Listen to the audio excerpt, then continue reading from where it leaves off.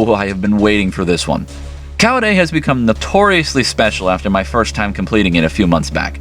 As a teenager, I naively deemed this map impossible years ago, but only recently discovered the things I was missing the first time I tried running through it.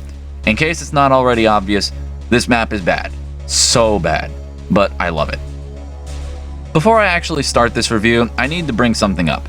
Recently, I've had a lot of people viewing my previous videos and had Tim Q. Jervis himself comment on my Illhaven review.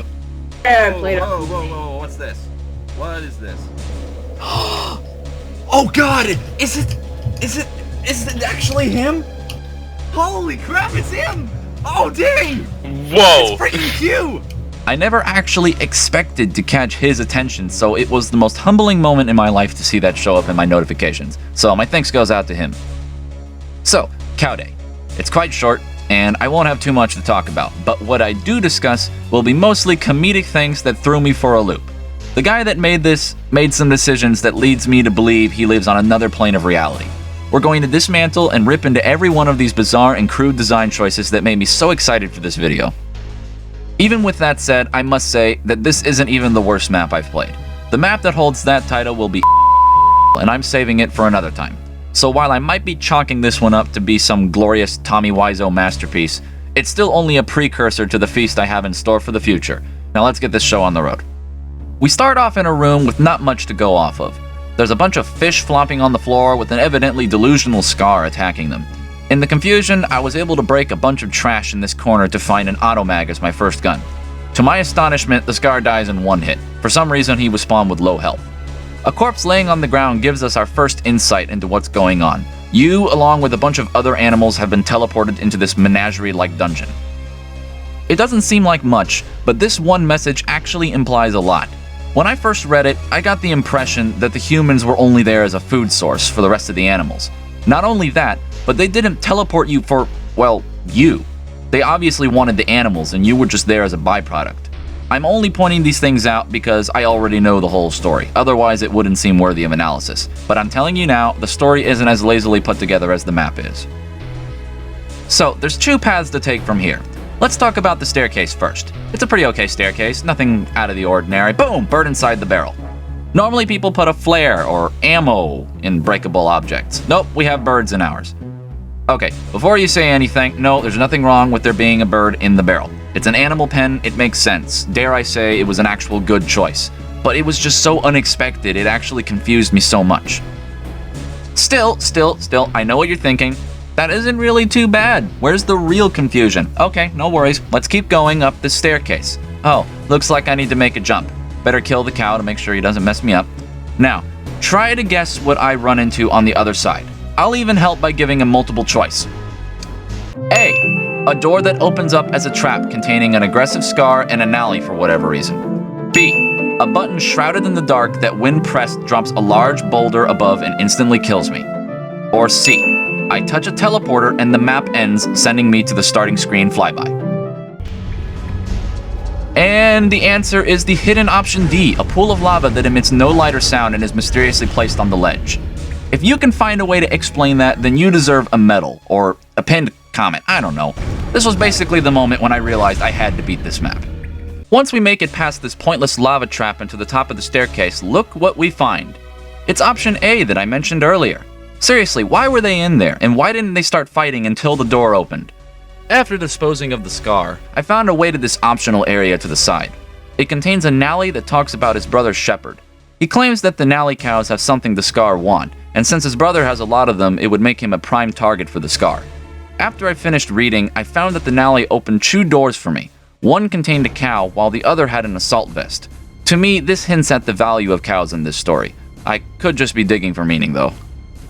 Our next destination is this square tile in the ceiling right here. Now, it may not look it, but I'm telling you right now, because I'm from the future, that this thing is an elevator. And I have a ton of issues with this particular elevator. Why? Well, let's activate it first. To activate it, you simply need to hit a lever here in this flooded room. Now that we've done that, I can head back up to stand on the lift. Any moment now, I'm going to go soaring to the top. Any moment now. Huh, maybe it's not an elevator. Surely it wouldn't be programmed to stay still for so... Wait, what? So I've given a lot of thought into why this is the way it is, and I have a pretty good theory. Let's start with the author's thought process. He made an elevator and he put the lever right here. By default, it comes down and stays there for a duration of 4 seconds and returns to the top. Well, 4 seconds just isn't going to cut it now, is it? It takes 4 seconds just to get back into the main room, so he needs to extend it. But adding a few seconds might not be enough. What if the person walks back into the main room and struggles with getting to the top in time? That's entirely possible with the gauntlet you have to travel to get up there. Or what if they don't realize in time where the elevator is? They might make it to the location, but it's already gone to the top, and by then they will have never known it's there. How do you fix that? His answer? Simple. Just make it stay there for an unbelievable amount of time, so there's no possible way they will miss it. Now that we've covered his solution, let's go over what mine would be. I would just make it a toggle mover so that it will move every time it's triggered. This means you hit the lever and it stays at the bottom indefinitely. The only way to make it return to the top would be to touch another trigger right where you'd stand on the elevator. That way it goes to the top when you make it there, and it's ready when you are. Obviously this trigger would have to be disabled when the lift is gone, otherwise you could just touch it here and bring it down early. You could also just move either of these components to a more accessible location. Anything would be better than me having to sit here for 30 seconds, causing me to reconsider whether I'm standing on an elevator, and while I'm caught off guard, be insta-killed by the brute standing right at the lift exit. Seriously, there's no greater insult than wasting someone's time and then making them wait a second time for the hell of it. Literally, just move the brute over here so he's not bothering anyone. I'm pretty sure it's a safety hazard anyway to stand next to this crevice, which FYI is inescapable if you just happen to fall into it like I did. Aside from that crack, there are actually a lot of geological deformities up here. The reason for this is quite interesting in my opinion. I've never seen anything quite like this. Clearly, the author did not know how to construct natural-looking terrain in an outside landscape. I don't blame him. The original Unreal Editor 1.0 gives you no apparent tools for how to accomplish this, but that didn't stop him. He just picked the tools he was given, cube, cylinder, and cone, and just toppled them all onto one another to make his best attempt at mimicking the proper method. To his credit, I actually didn't notice this at first.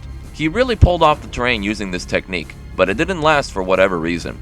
Either I became more observant, or he became the slightest bit lazier in his design for the next area.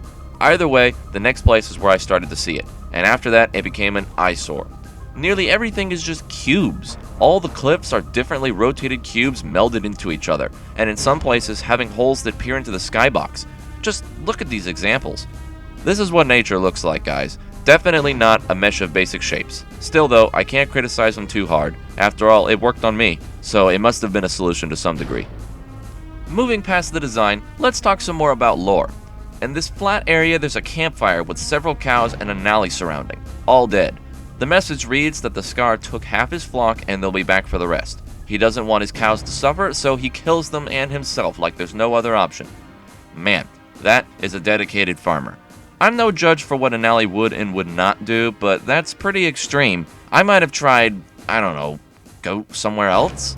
Oh wait, I forgot, that's kind of impossible with the mystical sky barrier and all. A little further into the hut and we find logs that indicate the Scar are using the cows for experiments. A little obvious at this point, but good to know. There's nothing else to learn in this area, so I'm going to move on to the intended path of progression for this map. There is this small hole in one of the mountains. As I'm led into it, a door shuts behind me, sealing me in and crushing the corpse behind me. I feel like that's not intentional. This body came with a message claiming that he escaped the dungeon, finding a wounded cow which he felt sorry for. Then it says, "Hope the next one has more courage. Bye." Now, upon reading into this for my script, I'm kind of baffled. That makes it sound like the guy was going in there and trying to rescue cows like some Harriet Tubman, but then he says bye in a way that sounds ambiguous. He could mean bye as in bye to the reader, or bye as in he's killing the cow to put it out of its misery. None of the other logs have bye at the end, so what am I supposed to think here? That he rescued a cow only to give up and kill it when it didn't stop whining? I'd hate to see what he does to his child someday. Whatever, I'm not dwelling on it. Further into this cave, I have to blow a hole outlined in this wall. It leads me to a room where we can find 2 cows trapped in cages, left with some horrific instructions. Then we got confirmation that the cow's genetic material is being used to create some fleet of super beings. Glad to hear this story is developing, but it's time to move back to the complaint section of this review for another overthought rant about mapmaking. At the end of this tunnel, we get a lift. A completely innocent looking lift in a cramped hallway. But this lift hides a dirty secret. Let's get on and find out what's wrong. That's right, I dropped dead from head trauma. Let me explain why this makes no sense. When you create a mover, there is a setting I've mentioned in the past called encroach type. This determines what happens when a pawn gets between the mover and a wall. Return when encroach is the default setting, and it makes sense, but for some reason, this one is set to crush. This man made the conscious decision to have this elevator crush and kill you if you get in its way. Furthermore, he did this knowing that the elevator would be in a cramped hallway where it's very easy to just barely make it on. Up to this point, I was ready to believe I was just feeling the effects of him trying something new, but this screams sadism. This could be on purpose. I guess it will just remain a mystery, much like this next part. I turn off the lasers in the previous hallway, which leads me to an interesting sequence. Clearly the author just started having some fun with his door creativity, and to be fair, I also had some fun watching it. It reminded me of a Mystery Science Theater movie. So while I was enjoying the ride for some fancy eye candy, I am met with a warlord sitting right behind all of these doors. What? I couldn't believe what I was seeing. Nothing about the room I was in led me to believe I was going to face off with a boss. This isn't Dark Souls. Normal people don't put bosses in tiny enclosures such as this one. So what do you do in a situation like this? Well, if you've played Unreal before and you know the health and damage this guy boasts, you'd probably do what I did. Hide. I'm lucky he put this pit of water here because it gave me some time to think. My first plan was to launch grenades out of the hole over and over until he died. That put me in a worse bind. Then I frantically fired some rockets in my face, hoping it might get me an inch closer to survival, but then something surprising happened. He died! So I guess the author did think it was ridiculous to put a boss here, so he made his health closer to a normal enemy. I would give him the credit here and call myself dumb, but what else was I supposed to think upon seeing a warlord? There is no logic in this place. This next area required some exploration to really get a feel for. There's a lot of running back and forth and a red herring.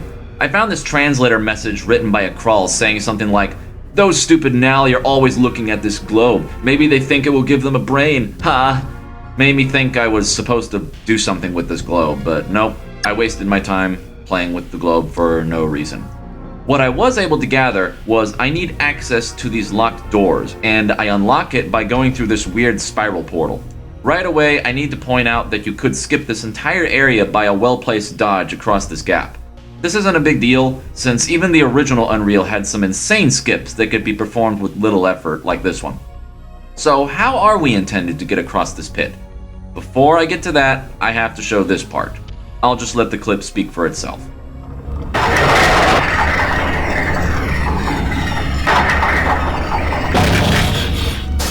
That was pretty loud, huh? The reason is because instead of pairing all the bars as one giant object, he made each bar an individual mover, emitting their own sound effects all at the same time. Just one of the many oddities of Cowday. So on to the progression. Let me firstly say that the game gives no clear indicator of what activates what, so I'm just going to list these things out as they happen. First, I have to go into this outside area and find this grate hidden beneath the water. I actually didn't find this on my own, I had to use the editor. Then you have to shoot each individual bar because once again they weren't grouped together. Once you swim to the other end, you turn the other of 2 wheels, which activates a lift outside. When you go to the lift and operate its terribly glitchy controls, you are supposed to pick up the rifle and shoot this tiny pixel button on the wall. Of course, I couldn't even see it from that distance, so I wandered around for a bit. Eventually I saw it and actually tried to jump to that location, thinking I had to press it. I was amazed when shooting it actually worked. That button creates a bridge that leads across this pit. One thing to note is that this portal actually leads to the bridge from earlier in the map. Just a nice bit of interconnectivity. This opens up the research lab, which is no safe haven from this map's weirdness.